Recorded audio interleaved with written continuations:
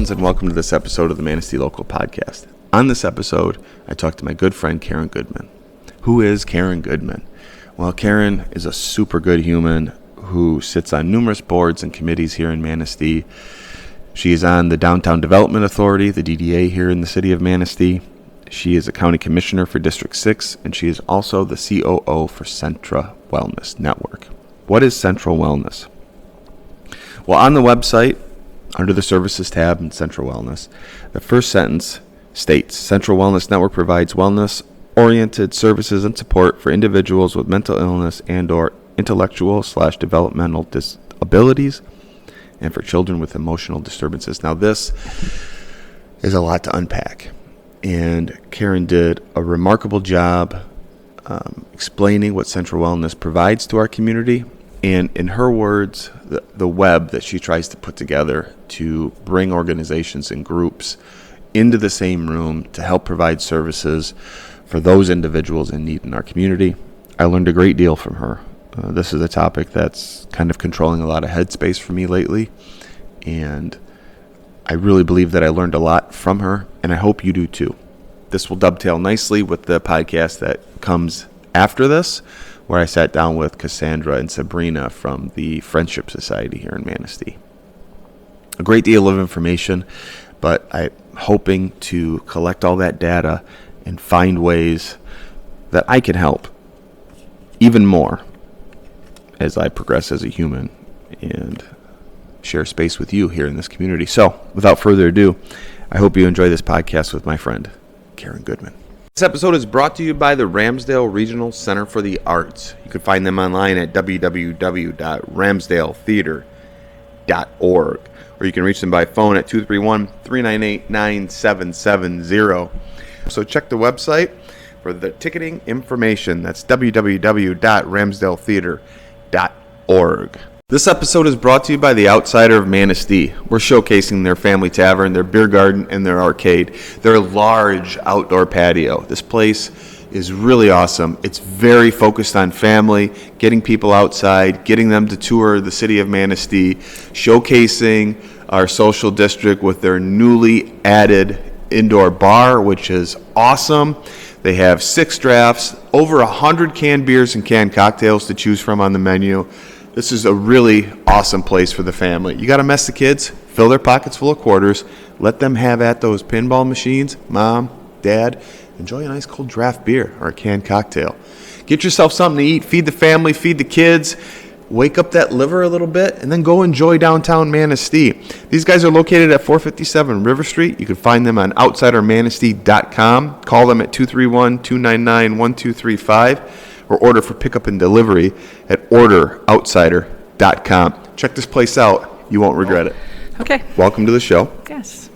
I think this is going to be really fun. I think it's going to be interesting, and I think a lot of people are excited to learn a little bit more about Centra Wellness, and I'm hoping to actually kind of talk a little bit city stuff, county stuff with you, but just for people that are watching or listening, if you want to just give a brief biography on yourself, who you are, and the things that you're into and where you work, would be great. I am, I have a master's in social work. I have been working as in the social work field for 42 years. I started with Manistee Mi CMH in 1985. That was probably my second job out of college. And then left for 20 years to work down in Mason County, Lake, Oceana. I worked up in Traverse City for a while, different CMHs. I was the director of a psychiatric hospital for several years. So I did a few things, but came back to Manistee Mi Centra, I think in 2017. And so I've been there since. As you said, I got into politics about 10 years ago. I'm one of those people that if I have a complaint and something needs to be taken care of, instead of complaining, I will do something. So it made sense to me to go forward and say, okay, I can make a change here. In the social work field, part of my training is in policy and design, but also in as a change agent. That is a real important piece of the social work value, that you go into the world and you try to initiate or support change to the positive, change in process, change in policy, whatever it may be. So I really felt comfortable with that. And so I've used that over the years in all kinds of different places. So that's me in a nutshell. Married, 3 kids. County Commissioner. County Commissioner, 10 years. I am running unopposed this year. And as everybody knows, it's a 4-year term now. The state changed that. So we used to do 2-year terms. Now we're moving to 4. So it really took some time for me to kind of think, oh my gosh, am I going to really, because I plan on retiring. And it's like, do I really want to take on a 4-year commitment? But, I love what I'm doing. I think that we've made great gains in our community. I love working with the city. This is my district. So, it all fits really well. So I decided to just go again. Also on the DDA? Also on the DDA. I joined that probably, I don't even know, maybe about, it's got to be 5 or 6 years ago. It was in transitions as well. We were having a hard time keeping a director. The DDA didn't have a lot of money. Most of the DDA's purpose is to put back into the district. So, being able to hire a full-time, administrator and all that stuff just really didn't have enough money to keep somebody. You'd get somebody green.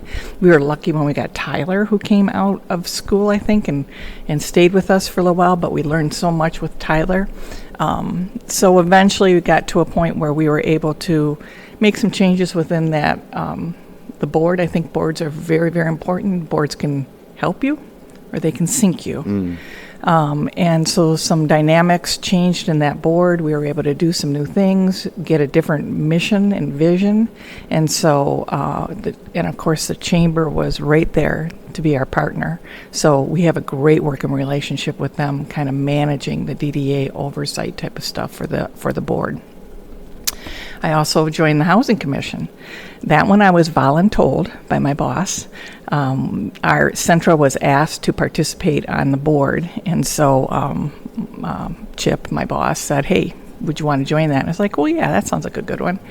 And as everybody knows, the Housing Commission was going through some terrible, rough times.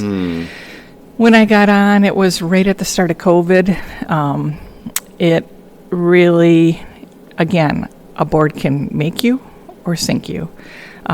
We had some really talented people on that board, but it was floundering.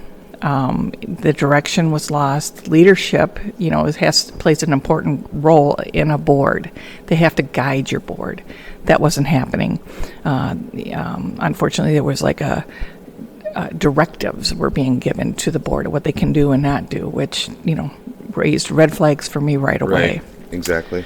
So, as everybody knows, that board completely changed. I was so grateful when Ginny Pelton was put on the board. Jenny and I go back many, many, many years. We used to be neighbors. Firecracker. She is, from the day one, and I swear it starts from the minute her feet hit the floor in the morning. So I knew that, Jenny and I kind of have the same alignments. So when she got on, I felt more empowered and able to kind of have an ally sitting there. Again, board dynamics. And once that started happening, we were able to challenge some things. That's when, the city got very concerned. We kind of behind the scenes pushed for, hey, forensic audit, great idea, let's go. Nothing to hide. We need this. So now, moving forward, we're into our second year with this new board, and our Housing Commission is just flourishing. I've got 1.5 million ideas. I've gone and toured Big Rapids area and all the housing projects they have and all the collaborative programs that they've done with the city, and other like United Way, Habitat for Humanity, all these different groups and what they've been able to build over there. And since Manistee has such a housing shortage, I think that the Housing Commission is a good place to be able to help support workforce housing if we collaborate with other groups. So I'm really looking forward to So what does that what's look going like? Because one of the questions that I have for the Housing Commission is like, what does it look like? If we zoned out a little bit, what does it look like to help create some of these housings, for workforce and stuff like that? How do we create something that is going to start, right, and then start putting people in places to live? Well, I've said this several times, is that we have like a log jam going on. We have wonderful housing in our community, but we have people who can't move from that housing because there's nowhere to go, especially people who are retired, elderly. We have no housing that supports them. I would love to see a project on senior housing start. So if you can put up maybe 4 or 5 townhouses over by the senior center, that would be beautiful. Or some sort of setup like they have. We had one of the condos up in Harbor Village, and I always think of that. It's like there were 4 of them in a row, and then another 4. So it's really a nice, easy living style. You don't have to cut grass or anything like that. So I figure if you can put some of that in, and people move into those, then homes in town come up for sale. And so you're able to kind of get the workforce people into the housing. Now, all of this depends on what the housing rates are like. Yeah, I mean, I think of it more like, so you're taking somebody who has a home that's probably appreciated a great deal in value. All right, so the retired person that you're talking about, or the elderly people that you would want to move from a bigger home that doesn't suit them anymore, right, because it doesn't work well with where they're at in their age, to a smaller home is one thing, but we also have to, depending on where they're coming from, yep, I mean, what is affordable? Right. I mean, $400,000? Because to me, we bought our home 12 years ago. It is probably appraised at 4 times more than what we purchased it for, which I honestly think is ridiculous. Yes. I see houses come up on the market that are the same size, maybe 1 less bedroom. We live in a modest house, so for context, we have a 3-bedroom, 1 bath, ranch style home with a basement. Yep. All right. On a very large lot just outside of the city. Okay. I see homes like that come up for sale for $400,000, and that's not a workforce house. Right. So, and I do know some people that, so if we take the air quotes boomer generation, right? They were able to buy a home. Well, first of all, they were able to pay for college by having a summer job. Right. That's impossible now. Right. And if they didn't want to go to school, they were able to get a really good job that, say, like in this community in a factory, Sure, and have a 30-year job that paid great, that helped their kids go to school. They paid for college Sure, in some cases for their kids. And then the house that they purchased for $50,000 30 plus years ago is now $500,000 home. Right. So I don't see where we can win in this, Right, in this community. When the majority, if we just took the city, for example, the majority of the people that live in the city are close to retirement age. The median age is like 35, so that says a lot. The schools are getting smaller. Yeah. I graduated with almost 200 kids in the class. My daughter just graduated high school, and I think it was 87 kids from Manistee High. So the population is aging. Kids are leaving. Families aren't having children here. We have a hospital that is deleting all of its services. I mean, I think we all know that. Oh, yeah. And that's a huge factor in this. So nobody wants to move here and start a family when they can't do anything at the hospital. Even though the hospital does say they're not laying anybody off, people are losing their jobs out there. Yeah. So, Well, the technicality in that is we're not laying anybody off. We're offering them jobs over in Cadillac or Traverse City. So it's like it's a game on words. Right. Is what's going on, which is infuriating. So this might be something that you can't answer. I don't know. But when I was younger, the hospital was a county-owned hospital, was Yes, it not? it was. Okay. And then the decision to sell it to Munson was based on economics? Yes, I was in the negotiating team. And I had been on the board of the hospital for many years. The cost of running the hospital was probably exceeding what we could, as a county, even support. So you have to start to figure out what services can we keep and what should we cut out, with all the, the liabilities and the expenses. I can remember on the board, we used to bring in a brand new doctor, and they would have a stipend of over $200,000 of living expense while they got their practice going, and that's moving and all this different stuff. Mm-hmm. So you bring in, 5 doctors, that's a big hit. Right. So the county, came to a point where it's like we really truly can't be the operators of this any longer. And at that time, we already had a working agreement with Munson. We had signed a working agreement probably about 10 years earlier, kind of collaborating on different, like purchases. If we can buy in bulk, we would share resources. So, yes, so I was those were interesting negotiations. We were very adamant. Jeff Donson and myself were sitting there saying, we do not want this hospital. I said to them, point blank, I don't want this to turn into Paul Oliver Hospital. I watched you dismantle that hospital in Frankfurt, and I don't want that to happen. Of course, Mr. Ness was like, oh, that would never happen, blah, blah, blah. Well, 4 years later, here we are, piece by piece. And I get it. I understand the cost of health care. I mean, that system is about as screwed up as it can be. But like anything else, you have to talk to your community. I mean, we feel kind of let down. Like we as a community in our county, we feel like we're making steps forward. We're getting this, money's coming in, blah, blah, blah. And boom, they take away, the hospital stuff. All right. Boom, they take away a school by closing the Catholic school. I mean, it's just like every time we feel like we get 2 steps forward, some organization's back there taking stuff away from us. Right. So it's pretty frustrating. And the hospital is one that a lot of people are frustrated with.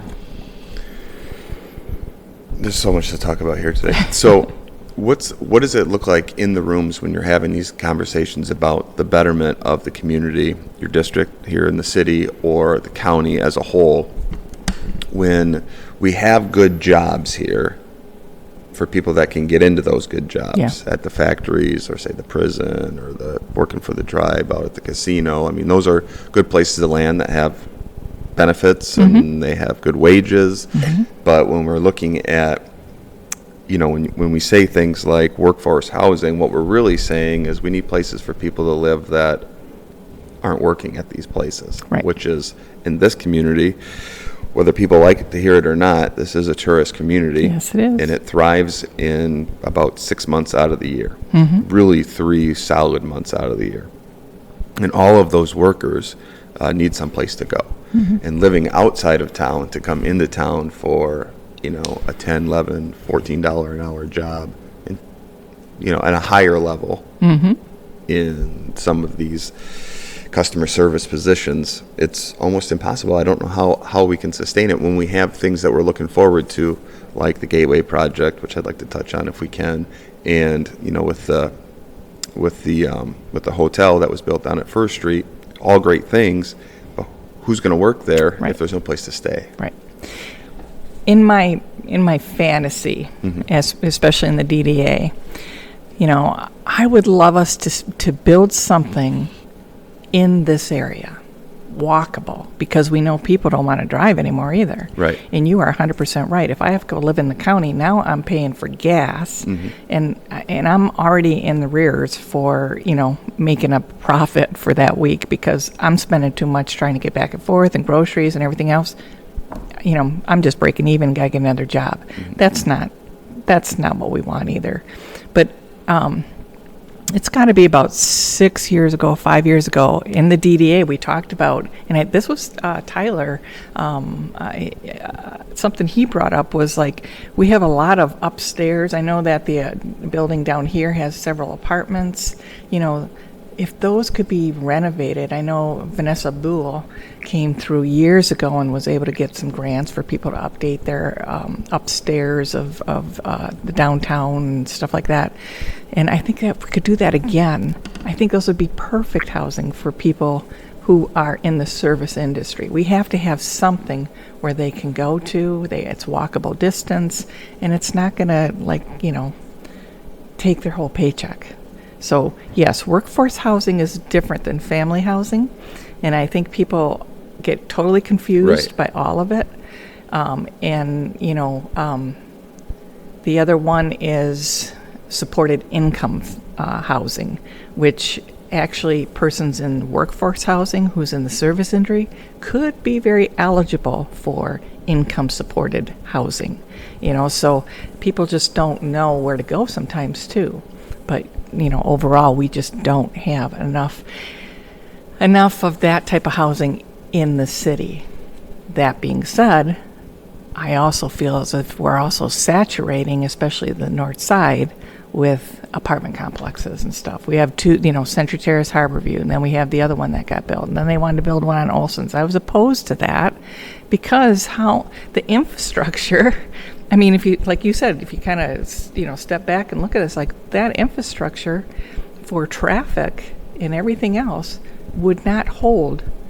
Even the Housing Commission had bought the property across from the DPW, and we're going to build it there. Okay, or they didn't buy it. They had a developer they worked with.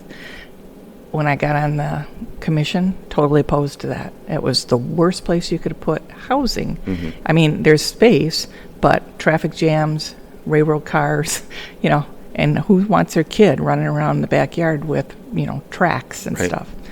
So I think that we know that we have to build that type of housing. I think that we have to figure that out, but where to put it in the city is starting to get a little bit difficult to figure out. Housing Commission can be part of that. Workforce housing, and again, I went to Big Rapids, and they worked collaboratively with the city, and they built a neighborhood. So it's like this. Yeah, that was going to be one of the things that I talked about. I think that's something that we could look at as a community for sure. Maybe some rezoning, smaller houses. Yep. But then again, with the cost of materials and everything. So what we have to say to ourselves is, all right, well, maybe we can't build an $80,000 house anymore, but maybe it's more like $250,000. Correct. We can get some people moved into these houses. Mm-hmm. But yeah, like for the upstairs stuff downtown, as a property owner downtown, a former property owner downtown, number one, I didn't have the bandwidth for it. Sure. My wife and I had some ideas for renovating the upstairs, but it's so difficult. I think more people would do it if there was a source where we could say, all right, from start to finish, this is how we can build something upstairs. The money is just crazy. One of the things, there's some ignorance in a lot of this stuff when you buy a piece of commercial property. We had a vision and a plan for the downstairs for the business that we had in there, but the upstairs was always going to be like, well, we'll get to that when we can get to it. Let's make this thing work first. Right. And if you see downtown, all those open spaces upstairs, I think a lot of the property owners that actually have a business they own the property and run a business is different than somebody that they're leasing the property from. You're generating income for somebody or yourself downstairs, but then trying to figure out what to do up. It was a $500,000 spyglass we put on the upstairs. Sure. It's going to cost us $500,000 to do something up here. And where's that money going to come from? Really.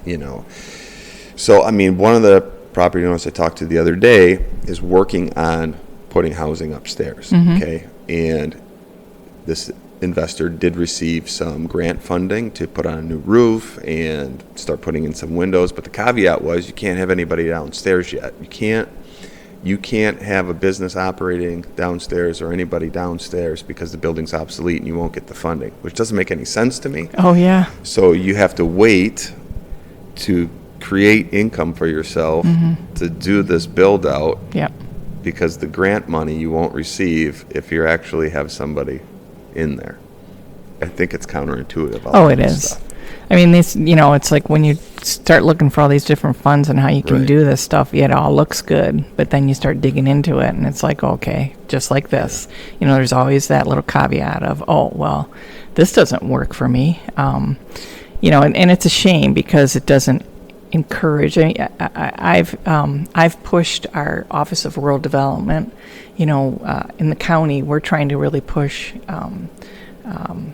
Sarah Lucas is in charge of that, and she's doing an amazing job in our state and representing Northern Michigan. But it's like, if that department can just keep coming forward, because we've raised concerns like, I can't, to get money, you've got to go through a score sheet. Yep. And if you don't have sidewalks in that score sheet, you're marked down. Well, come on. In Northern Michigan, there are a lot of places that don't sidewalks. You can't do it. So things like that she's adjusted so that, grants become more readily available to northern communities, but we're still not there. We're still not getting as much as we would like to see. The workforce housing, going back to that, it's like I really would like to see us, that's my dream to have the upstairs, but again, people own those. Yeah. I was an owner of property here on River Street. Not only it can be difficult because you have your historical society. Back then, they were really strong. A lot of things that you'd like to do but you can't, type of stuff. So I get if an owner doesn't want to have apartments up above. I get that. But I also look at West End River Street where they put beautiful apartments up above. Now, I haven't been in them for maybe 10 years, but that always seemed like a thriving area where people really loved. And you would have to, you'd be waiting forever to get one of those apartments type of thing. So I always, maybe it's just, sentimental and I remember it that way. Whether or not it would be that way today, I don't know. But, to me, for the service industry, this location would be a great location. But if we can't, we've got to find another place where we can build. I just don't want to keep building apartment buildings either. No, I'd agree with that. Yeah. I mean, it's a difficult ask, and I think that I don't think the new one that was put up at the Washington School is even full. Yes. So if it's not full, then the need in something like that isn't quite there. But again, it's like encouraging. How do we encourage people to come to town to work? Right. Which is the catch-22 of the whole thing. Mm-hmm. I always say things are like they're in a wash machine just swirling around. Every once in a while something pops up and it's good and it's looking good and then boom, it goes back down, I wonder sometimes, I've had conversations, and some people are going to like what I have to say about this and some people aren't, but it's just something that I've thought about, and again, I've had conversations about it, but like Century Terrace, for example.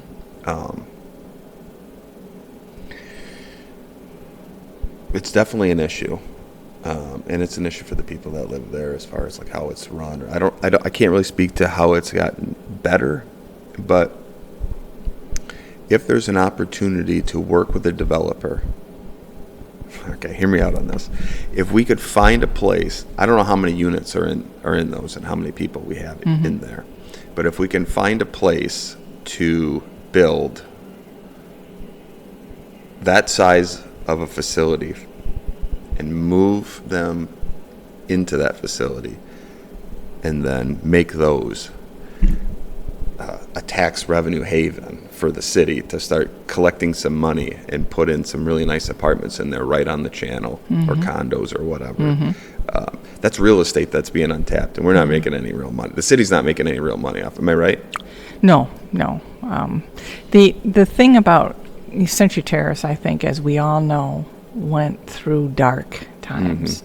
Things were out of control. That's why, when I got on the board, I remember asking for a report on I really respect Chief Glass and have developed a relationship with him over the years. And I ask him questions like, hey, how often are you guys over there, on calls and stuff? And he came back with a report like 300 calls. Yeah, it's insane. Yeah. I mean, right down, my grandmother used to live there, and like literally her neighbor got stabbed to death. Well, and I sit here and I kind of go, what is that? So that was kind of the start of the change. Now, Housing Commission does not own those two pieces of property anymore. Because they were renovated by a developer. There is a developer that owns those two pieces of property for about 20 years. And the Housing Commission staff actually are managing it. We agreed to manage it for them. So we have dynamos that are in there. People don't like them because they're holding to the rules. If you're not supposed to smoke in your apartment, you're not supposed to smoke in your apartment. I don't care. It is your apartment, but it's our property. Right. And that seems cruel, but sorry, don't do it. Not today. Yeah. Don't smoke inside today. Go well, outside. No, but yeah. There's just, the rules are not, you have to take care of your apartment. I feel as if, I keep saying I want to start courses. I used to do this years ago in the 80s at Centra Terrace, would go over there and do what we call skills training. There are a lot of people don't know how to clean a house. Yeah. So it's like offering these type of things so people can be successful in their apartments. And if you're successful, then the whole place is successful. But if you're not, if you don't follow the rules, if you're not going to do this, if you're not going to do that, if you have any kind of background check and you have felonies, you're not getting in. So it is changing. I do know that we've made significant gains, but we're not even halfway there. Well, but if you have felonies, you can run for president. Oh, yeah. Yeah, that's an interesting one. We'll save that for something else. Okay, so to segue a little bit, we could talk about housing and just have a separate podcast just on housing, but I did want to talk about Centra Wellness and some of the programs you have going on there. Like, maybe what exactly does Centra Wellness offer? What does it do? Because then I would like to talk about how I do feel like sometimes when I'm walking around town that I am a character in the Hunger Games. Mm-hmm. There are some morning, well, I shouldn't say some, almost every morning I am witness to the homeless issue here in Manistee. Yep. And I do see the mental illness very often here in this community on the streets, and the drugs associated with that. Monday, I'm having the director of the Friendship Society come on, so because I do kind of want to do more of this, kind of getting this information out to the public. But I do want to know what the systems are to kind of help with these issues that we're seeing here in our community. Well, Cassandra, who runs the Friendship Society, is a extension of Centra Wellness. She operates what's called a drop-in, and she has taken that to the next level. It is beyond any drop-in that I've ever seen. She's done such a great job, but we subsidize and pay for that program, and then she gets other income as well. But that is an extension for mental health services and or SUD, substance use disorder services.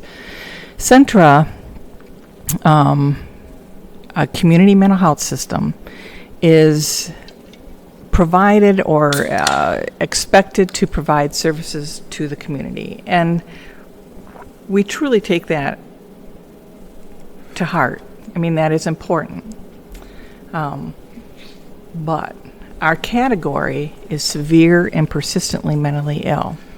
And that means that if a person has a illness such as, and I'm not just talking schizophrenia, because personally, I've been in the field for 40-some years. I ran a psychiatric hospital. I have not seen as much schizophrenia over the past maybe 10, 15 years as I have major depressive disorders, personality disorders, big anxiety problems, especially in our young people. So if that illness, that depression is keeping you from engaging with your family, going to your job, no energy to do anything, staying away from socializing, it is starting to impair your life. Right. So that says you need help. And so that's when you come in and we can kind of provide that treatment. Some people have such severity with their illness. Now, I'm not saying, psychosis does not exist, because there are people who have psychosis, but it's managed with medications. The hard part about medications with mental illness, it's not like having a broken arm. Oh, my arm is broken, now it's healed, I'm fine. That's the mentality that you can get into. It's like, oh, I feel so much better. I'm taking these medications. I'm feeling better. Everything's great. And I stop the medication. Yeah. That goes across the board from psychosis to anxiety. People feel better, so they think it's, cured. We are in what I always say, a fast food healthcare type of system. Right. We want to fix, we want it now. And, I don't have time to learn all the skills, to work on myself, to participate in getting better. So, we provide people an ability to come in, do an assessment to see if they meet that criteria of your life has some impairments, your illness is really affecting you, we can help you. Sometimes it just might mean, you need somebody to come in and kind of help you manage or navigate through your world. I have no money and I have no insurance. And it's like, well, we can help you get on Medicaid. Let's get that going. So now that you have Medicaid, let's get you some medications, so we can set that up. We have what's called case managers that really help coordinate that, link you with services, and kind of provide you that stability through your recovery process. Those case managers can also determine what other services you might need. So I am living in an apartment, and I've never lived on my own. I have difficulties with doing my bills or shopping. I just don't have those skill sets yet. So we will send out somebody called a community living skills trainer. We'll go out. This person spends the day with you. It's like, here, let's do some budgeting things. Let's go shopping. Okay, let's put a list together. And now let's put a menu together. All of those skill sets to help you be independent and be able to manage yourself. It takes sometimes a long, long time to get there. You can have an outpatient therapist.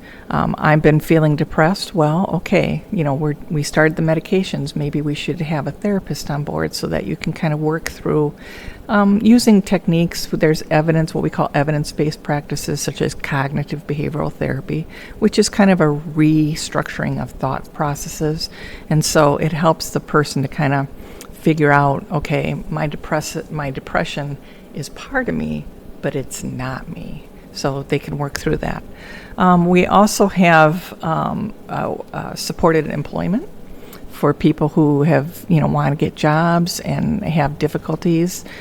We go out, we secure jobs, we work with the providers, the owners and stuff. It's great. We have a lot of great support in this community. This community in Benzie, Manistee, Benzie, CMH, Centra Wellness, is a 2-county system. So we're in Manistee and Benzie counties. But we have that type of support. We have a lot of medical services. We have a psychiatrist that helps with determination of, if a person's illness can be treated with medications. A nurse practitioner that also assists. We have several nurses who are part of what we call health homes. Now, I'm sure that most people have heard about health homes over the past several years. Okay, your medical providers kind of came out with this, I don't know, 15 years ago. It's like, oh, we have a health home. It's like, oh, okay, they tell you that, and then you never see it again. Okay.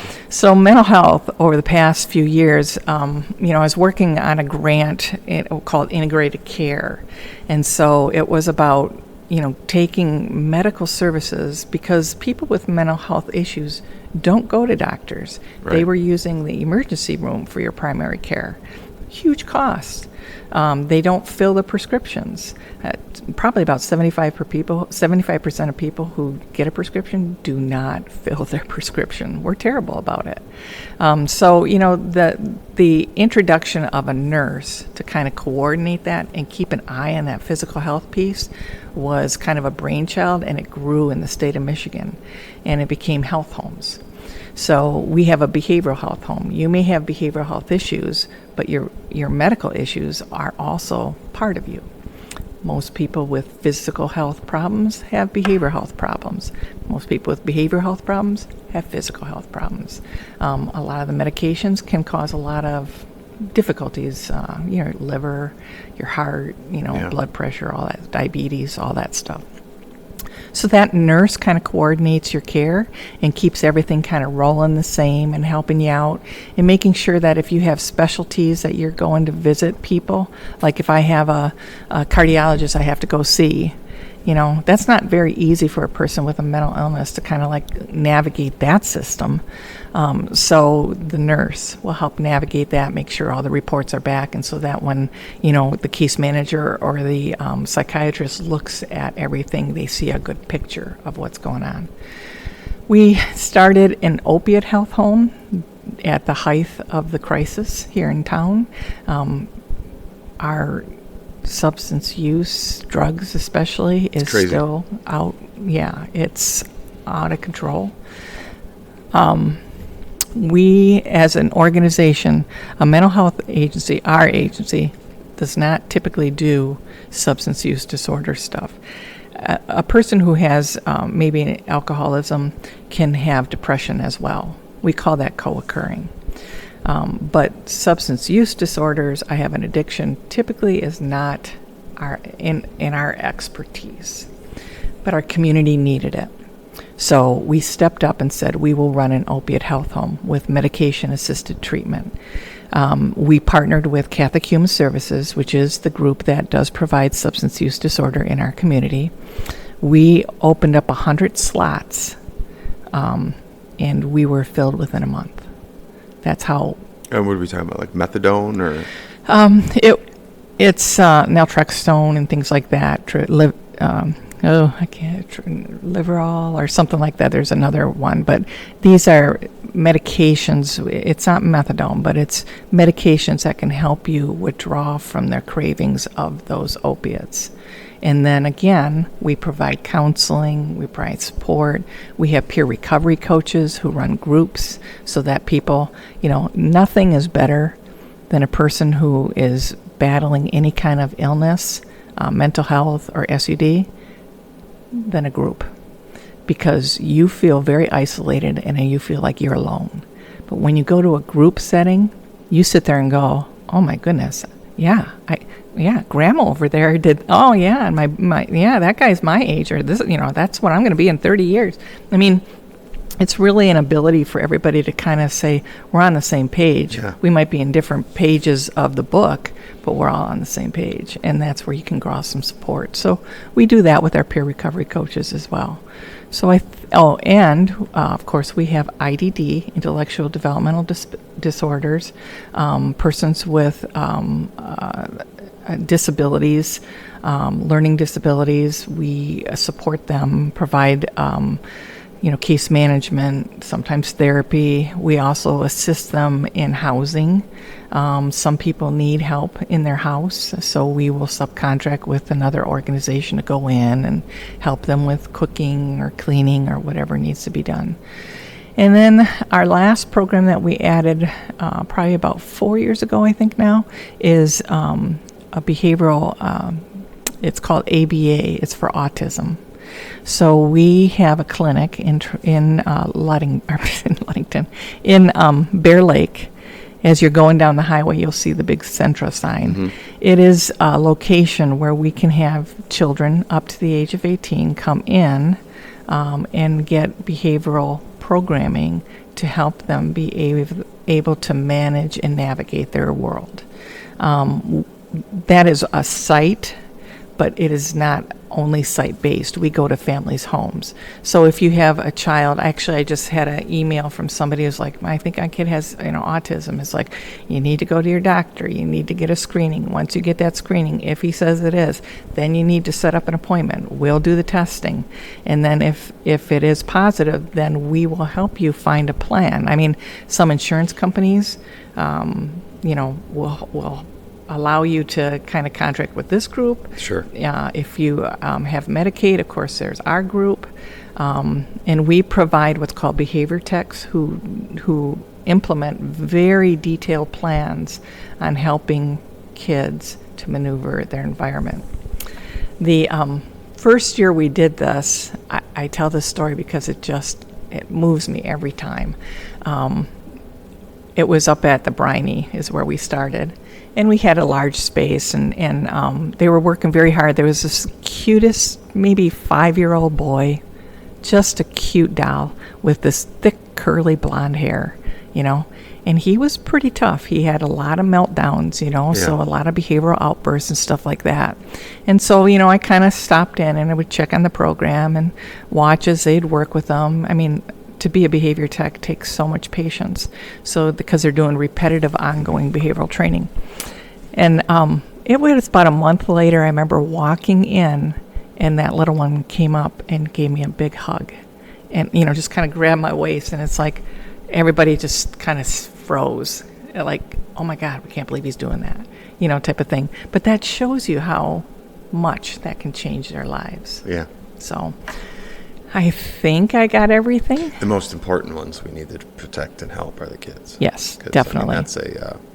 That's a spiral that was almost impossible to get out of once they become adults. Yep. Well, we do have a program, I forgot. We do have programs in the school systems. This, again, is another, it's not a mandate. We have certain mandates by the state of what we have to provide. Our SafeNet program, in which we go into the school and we work with kids, our bachelor's level staff kind of provide support, do skills building, run groups, things like that. We have a SafeNet worker in every single elementary school in Manistee and Benzie County. 2 years ago, I was able to work with ISD, who got specialized funding from the Department of Education to put therapists in the schools. So Manistee Public, we started there, and they went to a different format. They found their own team. So we moved to Bear Lake and Onekama. And so we have therapists sitting out at those two locations, and we'll be moving one out to Benzie County too, Benzie school system. So that has been a great addition, And of course, the schools are like, we need more, we need more. We get that. Yeah. However, we don't have more to give. We, like everybody else, can't find staff. And again, you think somebody would say, oh yeah, I'll work in the schools. No. Those days are gone. We can't find people to do that. The final thing that we're doing is a jail service. Again, this is a community. It's not mandated, but we work with the jail. We've been working with the jail for over 20 years, putting a worker in the jail system, because we know 80 to 90% of people who go into the jail system have a mental health issue. So we meet them there and we start working with them there so that if they're incarcerated for a short period of time, we can link and coordinate some services. We've had people who are coming in that have addictions, so we coordinate with an opiate health home or some other kind of program. I can't say enough good, of course. Lieutenant Benicki, who runs the jail out there, is just such a creative thinker. Yeah, he's good shit. Oh, yeah. And all those guys out there are great. Yeah, they're all great. I mean, I know what it's like to be on a unit where, the door locks I can't behind imagine you. what it's like to be a police officer today. I can only speak for our community, but, when I made the comment that I feel like I'm in a character in the Hunger Games, it's clearly a line of the haves and the have-nots. And excuse me, when I see people, just a few weeks ago we had a gentleman that was clearly his wiring wasn't right in his head, and he was just kind of standing in the streets talking to himself, sleeping on the sidewalk. And one of our police officers, I won't say who it was, but is doing the best that he could to kind of help this person. But it's like, he's not a psychologist, he's a police officer. Yep. You know, you do something wrong, he puts handcuffs on you and takes you to jail. Yep. Like, it shouldn't be their job to try to counsel people. Yep. You know, I mean, that's something that's above their pay grade. Mm-hmm. You know, it's not what they're asked to do. And I think it's happening more and more. Mm-hmm. The county sheriffs, deputies, and the city police, the state police, the tribal police, they're all dealing with it. Mm-hmm. And I mean, honestly, it's out of control. I mean, when I was a kid, remember Roger? Yes. Okay, that was like our homeless guy. Yeah. And he wasn't even homeless. Mm-hmm. He just, had a mental issue and decided that he would rather just walk around and sleep in dumpsters and not take showers. I mean, I remember everybody knew who Roger was, and he was a great guy. Yes. And now I see homeless people who clearly have something that's not wired right all over town. Yep. No matter where I go in town, I see it. I run super early in the morning. If I'm going to go for a run, it's 5 o'clock in the morning, and I spend a lot of my time running over in Maxwell Town because I just kind of enjoy running over there. Yep. And it's like, who are these people walking around town with no place to go? Yep. When we sold 401 River Street and I was looking for a place to have my podcast, I was like, well, maybe I can get a spot over at the Briny. And it took some work to get a hold of somebody, but then we were like, hey, here's a couple of spots that are available. Go check them out. So a friend of mine and I went to the Briny. And right when we walked in, the first thing you notice is that you have to have a passcode to go to the bathroom. Yeah. And I'm like, well, I wonder why that is. Ignorance, right? And then it's like, okay, well, maybe it's because there's people that are taking advantage of this restroom area that's for the people that are paying rent here. So I go up to, it was the second floor, go up, and I'm like, man, this elevator reeks of cigarettes. Yeah. What's going on here? Again, kind of ignorant to what's going on. I didn't know the Friendship Society was there. That's what I'm getting at. We got to the floor, we were checking out the room, and it was a decent-sized room. And I'm like, this could actually work, and I'm hearing all kinds of noise. We're like, we got to go upstairs and see what's going on. The Friendship Society basically has the whole third floor. And that was one of the first times that it really hit me in the face. And it was 1 o'clock in the afternoon, and the place was just packed full of people. Yeah.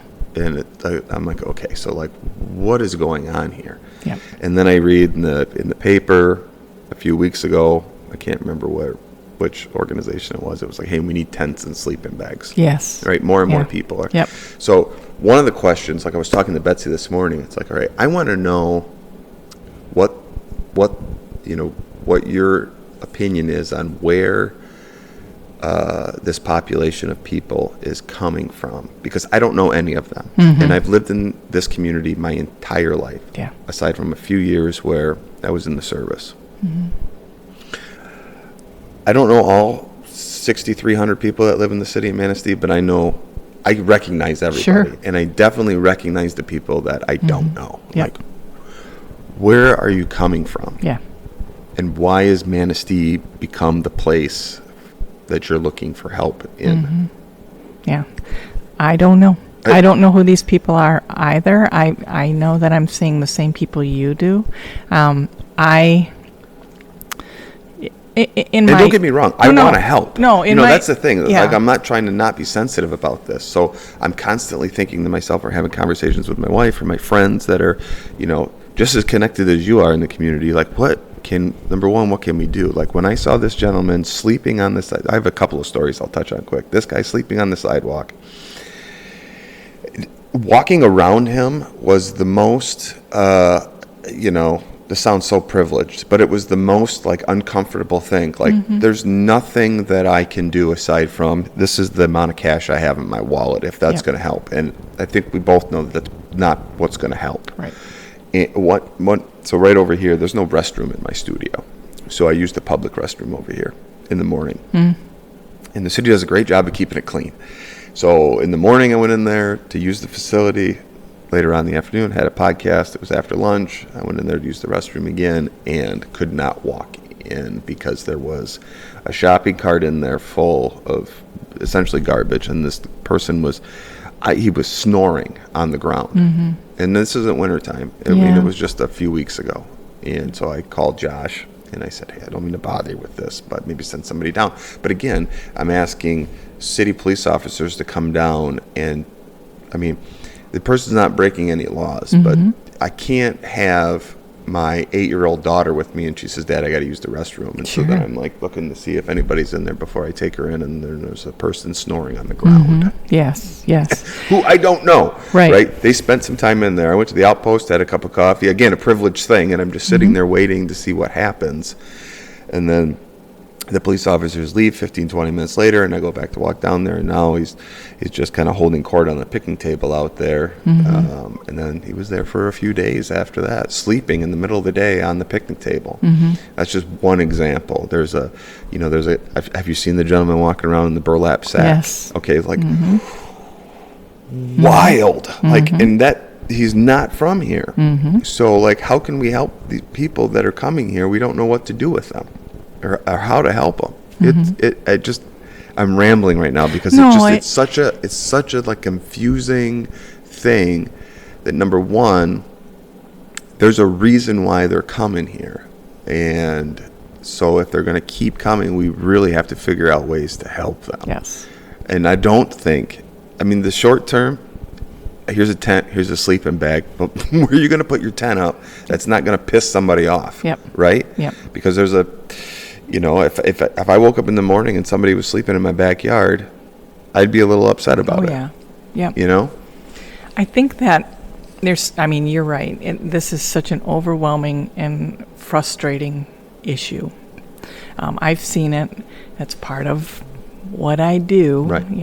I don't want everybody to think that I just assess everybody, but it's part of my training. I can go down a street and kind of go, what's going on here? Yeah. I don't know why people are coming here. I don't know if it's family members that they're coming to. When I was working in Mason County, I would ask that question. Why did you come here? Well, we came here as kids. This has fond memories to me, so I'm wondering if a little bit of that is going on. Again, it's like if you came to Manistee as a kid with your family, you lived somewhere else, but now you're trying to get back to where there were fond memories. I don't know. Yeah. I don't know. The other thing is that we do have a homeless problem. Whether people want to believe that or not, we do. And we had families sitting in our shelter. And our shelter is only, several months. I have said we should build something, somehow get something going, and you get the response of, well, that'll just encourage people. It's like, I don't think so. If we did it right, we encourage people to move on. Yeah. We give them what they need to move on. Goodwill is a perfect example up in Traverse City of what can be done. Yeah, so that's one thing. I think we need that. And I can sympathize with like the single parent who's got 3 kids and working a job that's only paying her or him $12 an hour, and they can't make rent, and the landlord says you got to go, and then they go and they have no family or anybody to lean on, and they need a place to stay, and it might be long term until they can get back on their feet. Yeah, so the process of going into something, helping them save money. Here's the other thing. I know you're not a social worker, but one of the things that drives me absolutely crazy is what you can do with your money. How should I play? So like if you're trying to get a bridge card or any kind of assistance everywhere, if you've got money in the bank, you don't get that stuff. So you're not encouraging. This is where I get really on my soapbox about shit like this. You're not encouraging people to save money so that they can get out of the system and make a little bit better life.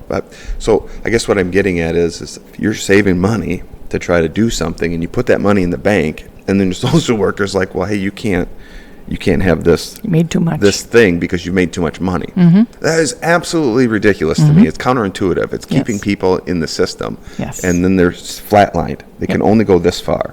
And then if you do it long enough, there's no incentive to get out. There's no incentive to get out, and then you're not paying in to like Social Security and all this other shit for later on in life. It's the whole system is jacked. And us in the field have felt that forever. It's like, this is not encouraging people. This is not promoting people. This is not giving them any kind of like even a morsel of like hope. Right. It's just keep your head down. do what you're supposed to do, and you'll stay okay. And, you know, and of course, we're human beings. We'll adapt to that. You know, I hit the wall so many times, I'm just not going to try anymore, you know? Yeah. So unfortunately, that does go on. You know, and again, that's the Department of Health and Human Services and all the chaos that they, you know, cause. It does affect us, you know, during COVID. God love them. Thank God they let people stay on Medicaid and they gave them insurance and all that stuff. That's wonderful. But now they're rectifying that. And people are losing. I mean, again, you had 3 years of this extra income to support your family, to be able to afford food. And all of a sudden, tomorrow, it's cut off. You're right. You know, no matter how you know, we've said it over and over, it's coming, it's coming, it's coming.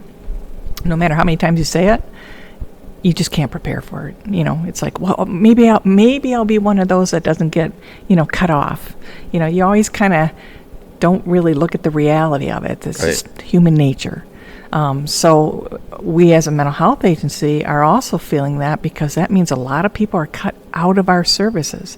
People in the middle of their ability to be in recovery, sorry, no more Medicaid.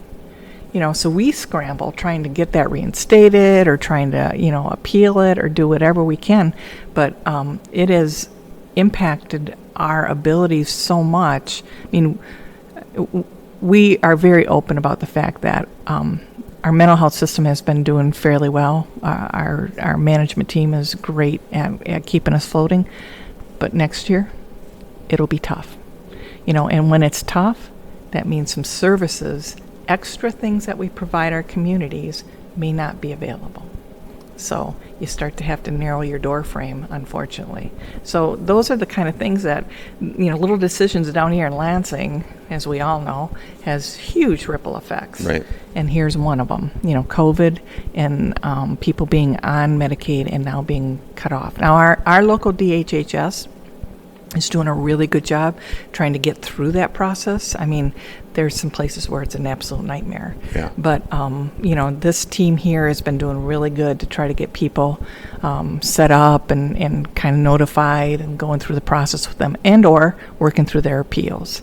You know, I know other places it's just a nightmare. So, I mean, to talk about COVID a little bit, I mean, when you touched on the like children and, you know, their mental health and, I mean, you know, like suicide rates going up and stuff like that. Do you think that, because I believe that, you know, that like that separation from school and, you know, we don't need to get into like the wearing masks and stuff like that, but like, I think that played a huge factor on these kids being separated for as long as they did from.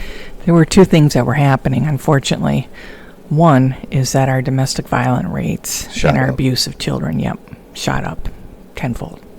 The schools regulate that a little bit because there's another pair of eyes watching. And so kids are safe when they're in the school system. So we moved that safe system for them, those extra pairs of eyes. And then we said, you know, do it online. And we have some parents who have no value for education. Yeah. I've been in these situations where, you know, it's like I'd go out to the house with the resource officer in another county and be like, hey, you gotta send your kid to school. You know, well, they don't want to get up in the morning. It doesn't matter. Yeah. They have to go to school, you know, and so then they hit that magic 15, 16 age. It's like, well, I'm gonna homeschool them, and you know it's done because they can't get them out of bed. You think they're gonna homeschool? So we have that kind of thing going on. I'm a mom or a dad that's working 2 jobs. I have to be out of the house at a certain time. You guys get up and do your homework. Yeah, they're not doing that. They're not doing that. I mean, so there were so many complications with that whole process. Of course, the isolation that some kids felt, you know, just kind of ramped up that anxiety. Returning to the school, we were a mandated provider. Personally, I was in the office every day. You know, small office. We tested. We did all the procedures. But you know, I truly tell people when we got the okay for everybody to come back, I felt anxious I was in my office. There was maybe 2 other people that were in the building. You know, it's like you felt comfortable, and then all of a sudden, 15 people show up, and I felt anxious on that. So I can imagine going to school and being in my classroom of 50 kids or whatever, Right. And I'm supposed to kind of say, "Oh, I had a great time while we were off," I was being abused. I was being neglected. We didn't have. I mean, people didn't have food. We have so many people with food insecurities in this community. Mm-hmm. Thank God the schools continued to kind of give out, It's a great foods. program. Oh, it was It's a great wonderful, program. wonderful. I mean, there are a lot of great things that our community does. I'm sad that we have to. Yeah. But I appreciate people like our FAST group who has coordinated all of the food pantries in the community.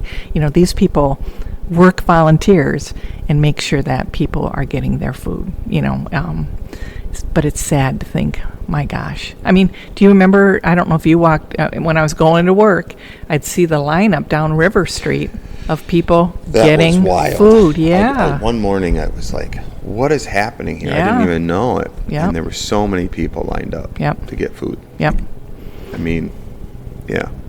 I can just even and you don't think of little things, like Cassandra had a program she was doing as well, and they didn't have bags. Yeah. I just, it's like, oh, I'll buy those, so I got on Amazon and sent them over to her and stuff, but they were gone in a day. I mean, it's like, holy cow, over 100 bags. So you just don't realize how much people are using these things. And it still continues, to this day. The kids, I think we're going to see the results of this for a while, unfortunately. I think that it's going to take time for them to settle back in, to trust, to feel secure. And I don't think totally since COVID we've had time to sit down and pause. I think No, it's it's just so things- taboo. yeah. You can't even talk No, about some of this no. shit sometimes, and people No. get weird about it. But really, the conversation needs to happen. Yes. Yes. Because I see that's my. I have so much in here when I think about like what can I do, what needs to be done, how can I help, and really my focus with a lot of the things that I'm trying to put together is focused on kids. Like what can we do? I mean, because I've got older too, and they're adults now, and they're doing their own thing. And they're going to college, but I have an 8-year-old that is like right now my entire world. Yep. You know what I mean? And so when I look at her and her friends and the schools, and we have a ton of programs. Armor Youth Project, the MRA, the backpack. Yep. What's Blessings in a Blessings Bag. in a Backpack. I mean, when that first came to me a few years ago, I did a little fundraiser for them, and I'm like, just the little things. Like, you don't even know that some kids just need toothpaste, deodorant, sanitary items for the young ladies, and it's wild that nobody really knows about Blessings in a Backpack, really. I mean, Rita does a phenomenal job. I just saw Rita the other day walking with probably 15 kids. She's definitely the leader of the pack. But all these young kids, I mean, I don't know if the oldest was quite at 13, maybe. I mean, just in my assumption there. But she was taking them someplace. They were going to go do something, and they all had their backpacks on. Aww. And so I'm constantly thinking, like, how can we bring all of these organizations together and work together, and I think there's still a bunch of separation with everything. You are hitting on something that's in my mind, like you. I've got a lot that's rolling around up there. I work with an organization called Grow Benzie up in Benzie County. Grow Benzie. It is kind of a hub of all resources in Benzie County. Josh Stoltz, who runs that, really, really smart guy, has been working on this project for about 6-7 years, and he's kind of moving slowly forward. But I always think about what a great idea. One-stop shop. Yeah. Here's all your resources. Here's everything that you can get. And like the Armory is kind of a great location and a great building with lots of room. However, there are barriers because of their funding sources, Yeah. So it drives me nuts. Yeah. So you try to, it's like, okay, well, should I build another system? Right. You don't want to do that. You don't want to do that either. So in my head, I want to get this, and I'm the chair of the Human Service Council body, collaborative body, and this is every human service group that there is, and then some, is sitting at the table doing collaborative efforts, not trying to reproduce things, trying to share resources. As an example, the ISD needed to deal with, the word shifted out of my mind, but when a kid doesn't go to school. Truancy. Mm-hmm. They're in charge of truancy, but did not have any ability to kind of really, the director just doesn't have the ability to go out and do truancy. Right. The sheriff's department had a half-time position, maybe some money, and the ISD had the rest of the money. So at the table, the two of them came together and hired a position, a truancy officer, because we needed it. So this is what this group does, and I'd love to see that on an even bigger level, where you sit down and you're all together and it's like sharing resources, being able to kind of say, well, I have space in my building, why don't you come over here? So that's the board thing we talked about at the beginning. Yes. It's having good boards, yes, kind of come together, because behind the scenes with other individuals who are a little bit closer, I've been like the MRA and the youth project should be together. It just makes sense. Yes. The facility itself, Yeah. it says recreation. Mm-hmm. This is a great spot to have the MRA supplant itself, have a nice little office in there, promote their programs, use the space, the gym, all that stuff. We can work together. We're all trying to do the same thing. It's for the youth. It's for the kids. Yep. And being tucked away up at the Briney building. Well, we can bring all the kids together under one roof. The MRA will flourish because there'll be more eyeballs on what they're trying to do. That's right. Yeah, those are the barriers we got to get through. And again, having the ability to get somebody to be that hub, to pull them all together, to get the buy-in. I think that we have a good foundation in our community. We have rock stars everywhere. It's amazing to me what some of these people that are running different organizations and what they do on what little they have. Yeah. So I think we have the foundation. It's just kind of being able to pull it together. It's kind of like spider webs, I always say I have the most fun weaving webs, because I like to kind of bring people in, I kind of hook them together and I pull them tighter, and it's like, I think we have the foundation for that, but just being able to sustain that web, to pull it tight enough, and have a location is going to be the biggest. And maybe I might get enough energy when I retire from Centra, maybe I'll look at that a little bit more. You're in a lot of things. Super impressive. More than I thought. Way more than I thought. Yeah, so. I guess I don't like ever being not busy. So, no. It's I can't do the slow-moving wheel of government. I just can't. I tried. I can't. The next month, the next meeting, I go to city council meetings and I'm like, okay, something's going to get done today. And then we have to table this for now. So then it's another month away. So 12 times somebody meets or 12 times a board meets. It never seems fast enough. Yeah. I just move so hard and so fast that's, you want to I get just it done. feel like the way it should be. Kind of like running a city. I think that the city should be run like a business. And there's so many things and so many boards and so many committees. It just seems to me that it just moves way too slow. Fast enough for some people, not fast enough for others. But, again, like when I look at the homeless population here, like it just seems like a bunch of Band-Aids. And I thought I had a conversation with somebody not long ago about the best drug rehabilitation that was there. Yes. I don't know what your opinion is on that, but to me it seemed, well, when I talk to people in the drug addiction community, 30 days is never enough. And it seemed to me that was kind of the start of the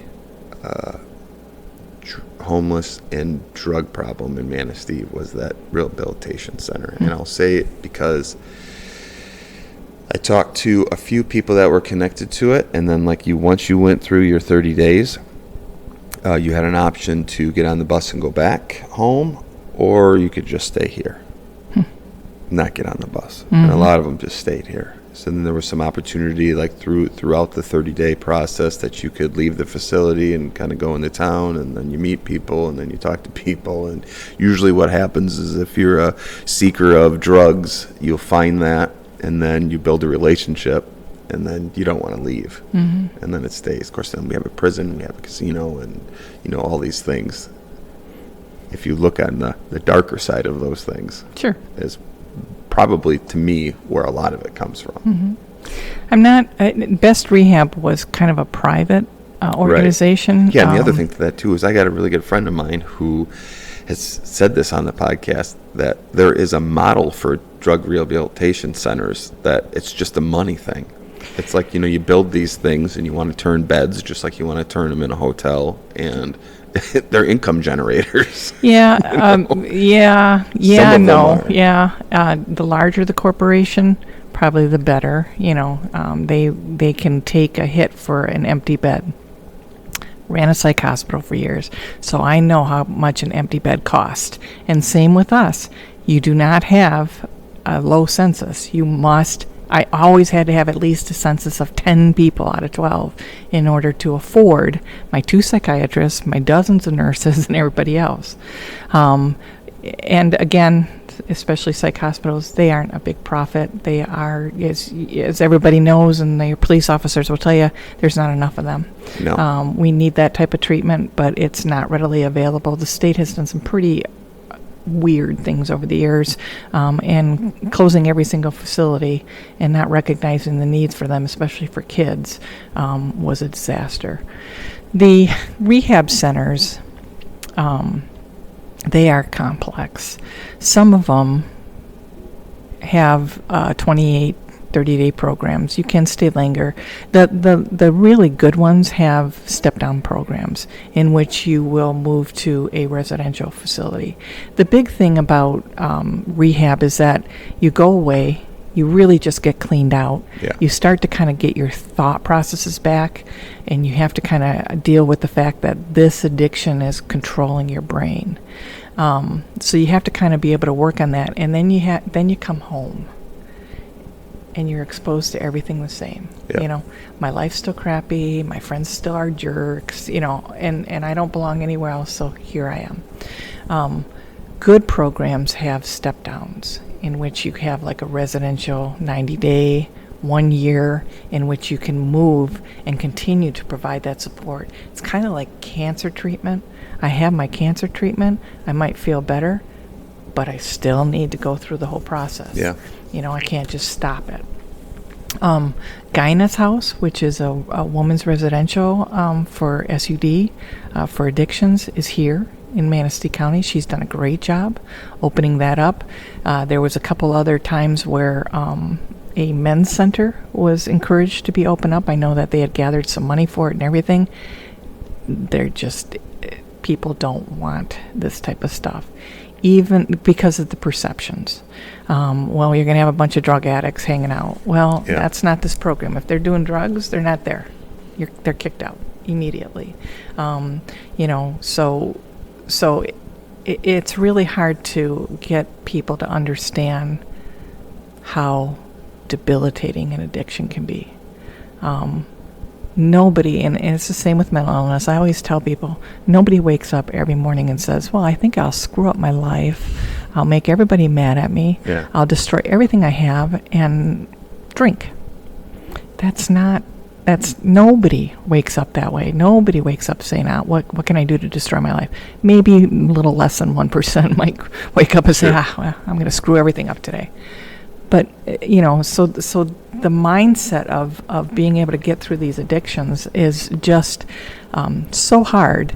And the supports, because you have to remove yourself from everything you knew, because misery loves company. So same with mental illness. If you're mentally ill and you're miserable and you're just sitting around and all your buddies are going to sit down and, drink and, smoke with you, well, are you going to get better? No. Right. You have to remove yourself from all that. So anything that you can do that kind of reshapes that environment, gives you new supports, new contacts. I really get very impressed with Traverse City because they have Manistee has a drinking culture. We all know that. It's been there forever. But, for most of us, it's okay. By the skin of my teeth, I survived my teenage years, But for others, and more for our younger people nowadays, it is out of control. Again, managing depression, managing anxiety, managing loneliness, fear. Fear is another big thing that kids are going through. So what's the easiest thing to get to? Alcohol. Once we get to, you walk into Wesco. What are you inundated with in the minute you walk in the door? Yeah. It's all sitting right there. Mm-hmm. So we are a society in which we push certain kind of drugs and then get mad about the other drugs. So it's kind of a weird situation. It's like instead of teaching responsibility or, like recognizing that, hey, I can have my drink. I love a good drink. But the person next to me may not be able to do that. And just being able to accept that. It's the same with mental illness, and that's last month was Anti-Stigma Month, because you talked about the man that's he's mentally ill. Yeah, he is. I wish he wasn't laying on the sidewalk. I wish that he was maybe taking some medications. But the hard part about our job, he's an individual with individual rights, and if I show up, and I can't. If I show up and say, "Hey, buddy, come with me. We'll take you somewhere. I don't know where I'm going to take you, but we'll take you somewhere. We'll help you out." There's no psych hospital he can go to. Right. Until he gets to be a danger to self or others. Then we can intervene and work with the police to take that person to a state hospital or somewhere. But it's really hard to get people to understand that. I don't choose to be this way. I might be this way. I might act like, oh yeah, I don't care. But, it's not really a choice. Something's wrong chemically in my brain. And so sometimes I try to just give people grace. I don't give excuse for bad behavior because I think most people, 90% of us, know right from wrong. And so if you're smacking a window and intimidating people and screaming at them, that's negative behavior. And that is not acceptable. We always walk this fine line of trying to be able to recognize people's rights, but also recognize their need for treatment. So, and we are negotiating with people. We are the kings and queens of negotiations, trying to work with people in what we call motivational interviewing to kind of get them to come to the table and agree. Because I can tell you, Jim, you need to take this, this, and this. And you need to take it every single day. Are you going to do that? Because I said so? Yeah, right. You have no ownership in it. Right. But if we work on that and say, hey, do you want to be able to kind of sleep at night and, kind of have a better relationship with your family, and you work through that, what can I do to get that happening? Then, then you're invested in it and we can do treatment. But some of these people are still at that stage of, don't help me, leave me alone. And those are the saddest. The guy in the bird lab just breaks my heart because I just see somebody who's lost in themselves. Yeah. Completely lost. Being able to kind of... And he's not doing anything wrong. No, he's just not. Walking around. Yep. And people are taking pictures of him, put them on Facebook. Have you seen this? And yeah. We have unique people all over our community. Some, again, some of that is, yes, that's where they're at. My heart breaks for him because I can see he's lost in himself. And there are other people who you don't need to be mean, nasty, and rude. And if you're going to do that, then you're either going to go to jail or you're going to be, if it's a mental illness that's making you do that, then we're going to probably ask you to be in a psychiatric hospital, either willingly or against your will. You have to petition. Are there programs for, and I'll ask Cassandra when I have her on Monday, for example, the individuals that are using the Friendship Society space as a a roof over their head for a certain period of time. I don't even know how long they can be in there. I don't know what the hours of operations are. I know it's not 24 hours a day.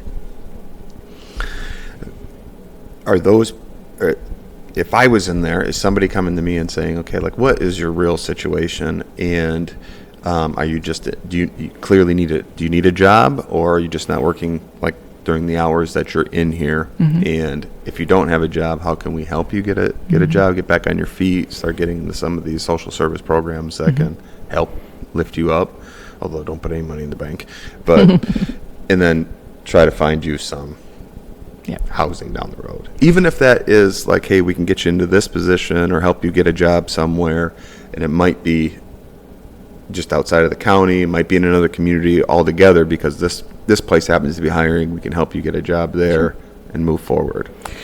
Again, Cassandra is a extension of community mental health. Not Cassandra, Cassandra's program.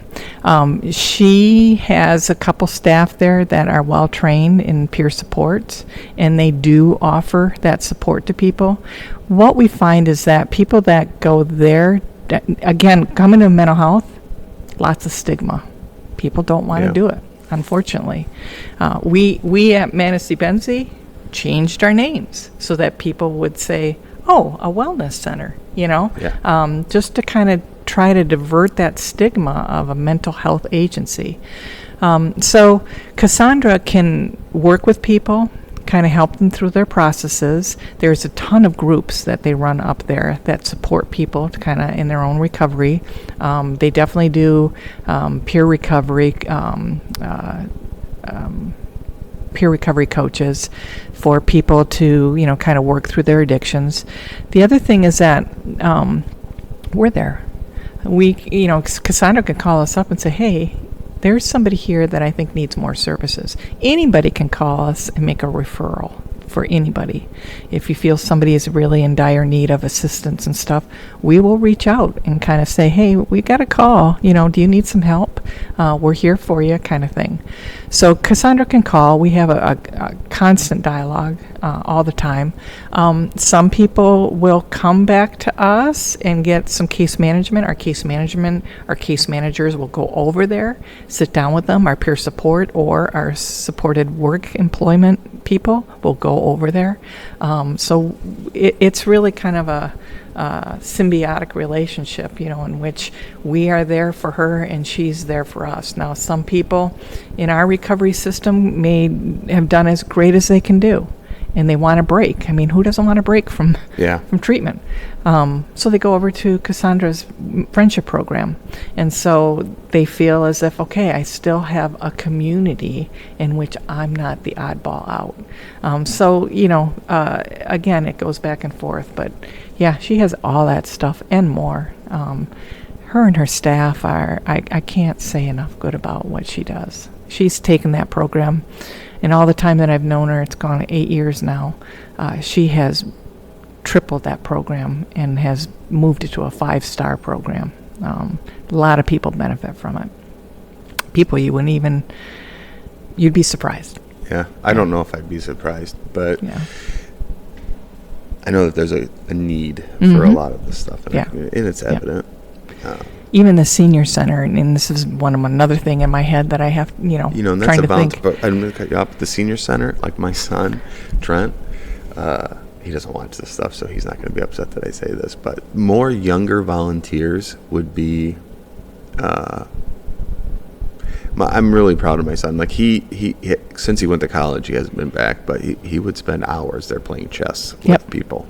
And he took a few of them to doctor's appointments. I mean, I don't know where he gets his heart from, because I'm calloused, but you think he really impressed me with that. I mean, he'd have these gentlemen would call him and say, hey, I need a ride to the hospital or whatever. He would just be like, okay, I'll come and get you. And they would call him like, hey, how come you didn't come yesterday? We had 5 of us playing chess.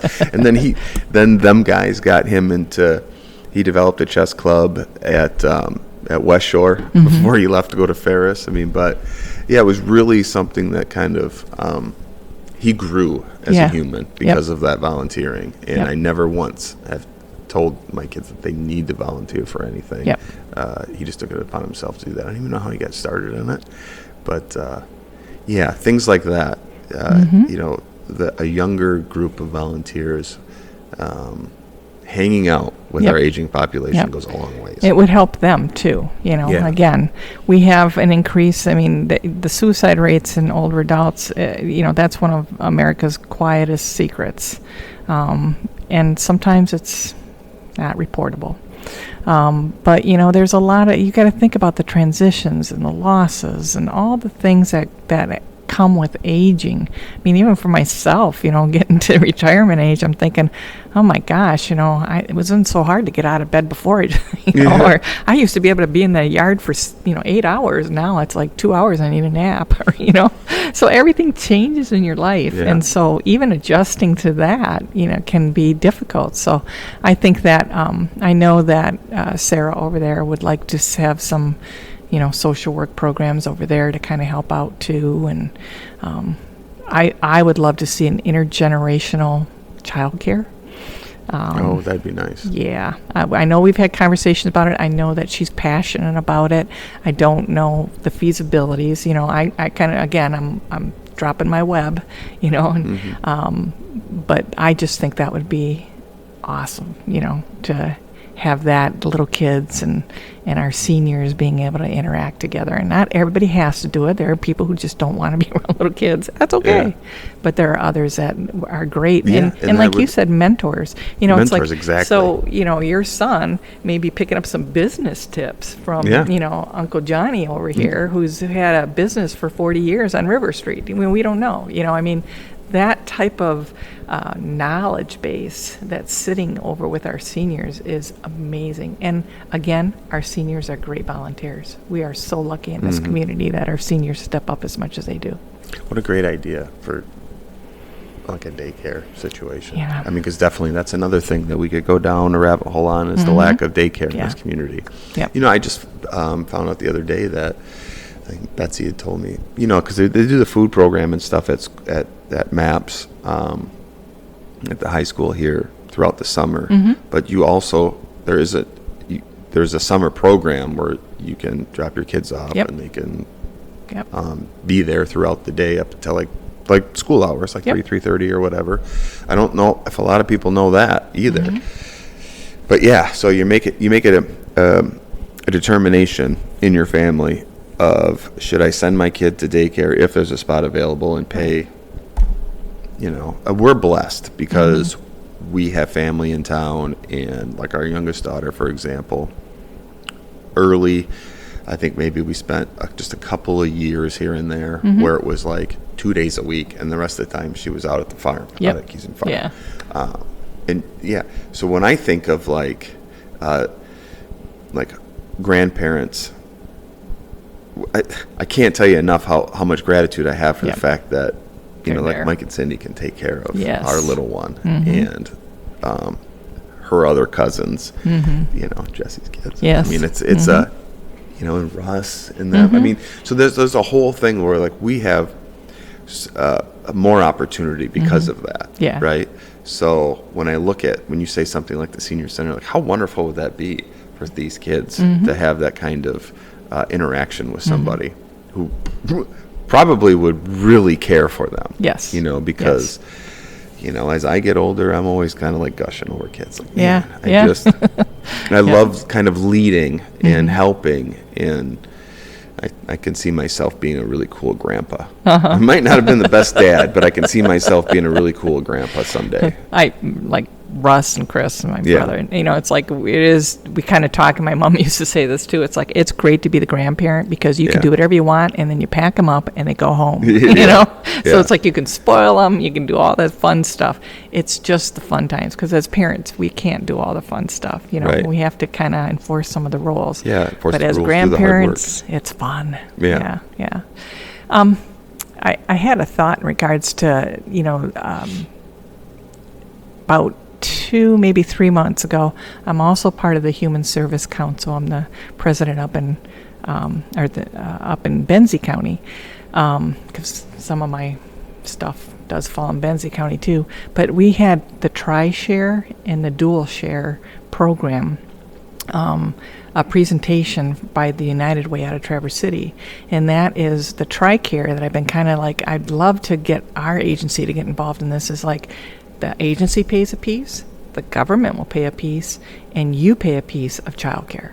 So 3 people or 3 organizations are putting into that, or dual care, So which is taxes. you and that. It's a perk for an agency. Like for us, we would say, okay, we will pay. Like right now, we have like a deferral. Like you can defer your money to pay for your childcare. Probably wouldn't do that anymore. It's like, here, put your money. You put your money towards that. Our perk, instead of doing that, we will put $100 towards your childcare. It's a perk that the organization can build. And I just think this is like, wow, what a great idea. I keep talking about it, and people are like, oh yeah, I've heard about that. But it's really hard because organizations have to step up in that piece. The dual care is the state and the parent being able to but you have to apply for that process, and your provider, whoever's doing the child care, has to get through the certification and all that stuff. So it's really not going to be a mom and pop type of thing. It'll probably be a larger organization who goes through the certification, has the licensing and all that stuff. So it's a great program, but it's one that's going to be really hard to get off the ground. Yeah, that and getting the people to actually do the daycare, providing the daycare, paying them, a good wage. Mm-hmm. And like today, you pay this balancing act of like, what is a good wage to get good people? Mm-hmm. Yep. So I've had conversations. A really good friend of mine is on one of the committees for childcare here in Manistee, and the struggle is, the struggle is obviously real, mm-hmm. but the amount of people that we have that are certified to provide daycare, they max out at the number of kids they can have, and mm-hmm. it's. And when you're really good, you've got full. a waiting list, sitting there all the time, And I'm like you. I had, Rosa Crest and family, Jesse was, all of these family members that came over and babysat for me. So it's like, it's a blessing, but not everybody has those connections, So when you, like for us with new employees, it's like, okay, where's childcare? You might want to, I ask, what county are you going to live in? Unfortunately, that's where we're at right now. We're trying to draw people out of Wexford County. We got people coming out of Traverse City. We are trying to pull from, I've got one down in Oceana County, that these people are driving here to work because they can't find housing in this area. And when they do, like one employee who's working with me, she came home, her family's been here forever. She came home after divorce, brought her 2 girls with her, came to work for us, and has been looking for a home that she can afford for 4 years now. And I try to look at it's like, well, again, it's a $400,000 home is not going to make it. If you got 150 to maybe 200, you're lucky. You're very lucky. Yeah, but you're not going to find those anymore. Not in it's like she says, it's like, well, yeah, there's a lot of houses, but I'm a single woman and I am not going to be knocking walls down and stuff like that. So I can get a great house, but I'm going to have to drop $100,000 into it, and how's that going to work? So. And people used to retire and move to Florida, and now they're staying, or they're going to Florida for half the time and coming back to their home. And I know somebody who owns 2 homes, one just outside of town and one inside of town, and uses the one in town just as a place to hang out between doctor's appointments and stuff like that. God. And I'm like, why don't you sell it or rent it to somebody? Yeah. Because it's going to help at least one family. Right. It's little things like that. And this person can't be the only one. And then again, the short-term rental shit where we're just kind of allowing everybody to have an Airbnb. Mm-hmm. Oh, that's out of control. Yeah. And listen, I'm a capitalist. I'll be the first one to tell you. Yeah. If you can find an income stream and make a little extra money to provide for your family, certainly. If it's not a big pain in the ass, then go ahead and do it. But the problem is because of COVID, like all of these houses were scooped up. Yep. And and if we go even deeper down rabbit holes, a lot of companies are buying houses to use as Airbnbs. Yeah. And And it's you wouldn't believe really the hard to amount of track that people shit. they were paying cash Yeah. for these homes, and it's like, we saw this starting in the county. We saw this starting, and for my own personal stuff, I'm thinking in the city, great. We want some sort of tourist stuff, but you have to have bumper walls. I was working up in Traverse City when they were going through the big controversy there about Airbnbs and where they can put it and what townships would allow and not allow. People were livid about that, but it saves your community. It's not that we don't want people to earn money. I'm right with you. I want people to be successful. However, you're disrupting a neighborhood. You're changing things. This is a systems change. And it's like it can have some devastating effects. And again, some of these places, they buy them up, they do some things, and then they're putting them back on the market for outrageous prices, and nobody buys them, and they sit there. That irritates the heck out of me. Yeah, and I know, business, kind of like the air quote business class employee comes to town to get a job someplace. They find a place to rent with the caveat of you got to move out in May because we're going to be renting this thing. So then you've got to find some other place to stay. Real quick, while I have it in my mind, is there a way, or has there been discussion, like say with like the DDA, for example, for upstairs in these buildings, to encourage putting in apartments with like if the DDA could find grant money or bond something out, maybe it's once a year or something like that. Like let's say we can do this with this amount of money. Let's say $200,000 goes towards remodeling an upstairs someplace, and but the apartments that go upstairs would then be able to the cost of entry is not $1,200 a month. It's $750 a month or something like that, so that the property owner is not having to place an additional mortgage of $200,000 to run on the upstairs, but then they can get income out of it. Yeah. But then we place, 3 individuals or maybe 2 families upstairs someplace, which they're going to come down and they're going to spend money. Sure. So that was always my biggest thing when they were looking at doing senior housing downtown. The issue I took with that was the surveys I thought were BS when they would say like all these people are going to shop downtown. Well, I don't believe that to be true, because that age certain market. Yeah, I mean, they're going to Walgreens to get their prescriptions. They're going to Meijer, or they're having stuff delivered to their place now. It's a lot easier to have everything delivered. They're not coming downtown to shop and eat at the restaurants. Right. And it's a very specific base of people, and they do very specific things. It's just like parking downtown. If you're 21 to 45, you don't give a shit where you're parking. You're going to walk downtown. Right. You know what I mean? It's just like, when you get to a certain age, you want to park right out front of the place that you're going to go shopping at, because you're going to go in and get that one item that you want and you want to leave. Yep. So, I don't know. Just a thought is if there, because we do bond for certain things, and that we have the streetscape thing going on, and I know that that's going to take years to come to fruition just because of how the money works and lining everything up, and, things will evolve and things will change. None of that stuff is set in stone. But, you look at businesses, for example, that get MEDC money, they're handcuffed because it's like, well, if you want this money to do this renovation, you have to hire X amount of people and you have to pay them a certain amount of money. And this section of this group has to be full-time, year-round, which is very difficult in a community like this. But if we could find a way to funnel money every year or 2 years to rebuilding something. Yeah. And then the tax revenue goes up, and people, has any kind of discussion like that happened?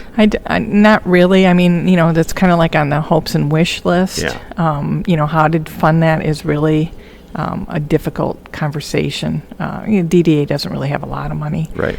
So, it's not fluid, so we have nothing to put forward.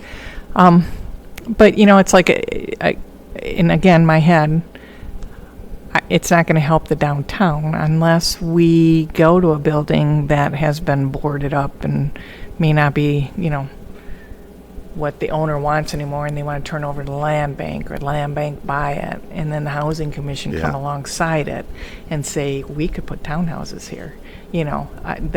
That's the vision I have. I want to use other resources. Habitat, Vanessa Buell, she is a dynamo. She knows this stuff. They're putting the houses out on Murky Road. Yeah, I just talked to somebody the other day that, the contractors are in line to start one of them soon. Gorgeous houses. Yeah. Frankfurt has built the same thing. If you drive up to Frankfurt, you see it on their main street at the end. They're building the same kind of housing that our Habitat is doing out there. But, she and that organization's always willing to kind of step forward too. She's great at getting grants. Our land bank, Rachel, is amazing in managing that. We've done some great big projects. I mean, this from a program that we heard about at a summit, one of our regional summits, and we're all sitting there and you could just see the commissioners, the lights are going off holy cow, why didn't we know about this? And the next day we were working on it. And that's been nothing but success, and it's been a benefit to the city and the county. And then Housing Commission. It is my mission to get our Housing Commission to move forward enough that we become a housing expert in our community. We have 47 scattered sites right now throughout our community. We are going to look at those, whether we tear them down and rebuild or we refurbish them. Some of them, I believe, they're kind of the barracks that came out of Grayling, I guess, need to go. That's my personal opinion, but we'll have to build places for people to go to until these places. So you see, we're gonna be building housing to move people, and then once their housing's done, we'll move them back. Now, is that millage driven? How do we get the money for that? No, that's not millage driven. It's what's called a RAD conversion, and I can't tell you what the acronym is, but it is a whole thing through HUD where you get it funded. It's kind of what happened to the Century Terrace, and a developer comes in and says, I'll do this for $5 million. We'll renovate the whole thing. It takes it out of the public housing and moves it into workforce, income monitored housing, which means it's not public. What they call Section 8 vouchers, but people have to pay a percentage of their income for their apartments. So that's what it's turned into, and it'll be the same if we do this for the housing. We're not gonna. It's not going to destroy an ability for a family to live in a supported housing, but the back room paperwork is going to change. It's just all the federal government, and we're just shifting monies around, and so people will get new or updated housing. We've changed a couple already. There was one on I think it's 10th Street that sat vacant. I don't even know why, for 6 years. I kept saying, what? It's two families could be in there. One of our contracts, we've had some great contractors go in, update these places, and they're beautiful. And now we've got two families sitting in there, two more families that needed housing. So that is our mission, to build housing for people. And so I look at the Housing Commission as going to be something very important. And with the leadership that we have, the knowledge base, with the two people that are working for us, I think we're going to be golden. I'm real excited about them. So I'm just, again, trying to build that web, trying to constantly bring land bank, the Habitat, ourselves, just anybody that will listen, trying to bring them to the table and we're throwing spaghetti at the wall sometimes. I get it. But I'm hoping something's going to fit and it'll work and we can all dive in and do it. You're doing some really remarkable things. And you're doing way more, Karen, than I thought you were doing. So I'm glad we had this conversation because it's enlightening. Yeah. And, it shows a lot of people about how difficult some of this shit can be. Yeah, it is. And like I said, I'm one of those people I'm going to complain, but hey, I got an idea. So, I should get in places where it's like I can, and sometimes I need people to tell me, shut up. It's like, just shut up, back off. And that's okay. I'm not offended by it. It's like sometimes my enthusiasm gets way out of control. But, it's like I can be tempered. None of this stuff happens without people like you. Yeah, thank you. I mean, it's true. Because, like you said, you can complain about it and do nothing, or you can kind of jump into the fire. Yeah. The only thing is I get frustrated, like, I want homeless housing for us. I want better, services for SUD. I want our law enforcement to have more tools and an ability to do what they have to do. I mean, I just want all these things. I just wish I'd won that $450 million. Yeah, but that would be gone like that, Yeah, not sustainable. Yeah, it's, so many levels. And, and I'm glad you're running unopposed, because if you were running opposed, I would be like, no. Thank you. Yeah. Thank you. You got it. You're doing great. I look forward to it. We should do this again sometime. Thank you very much. There's so much more that we could talk about and just keep on going and going and As going. you know, I can talk forever. This was great. I'm a Rosinski. Yeah. You did an awesome job. Thank you, Jim.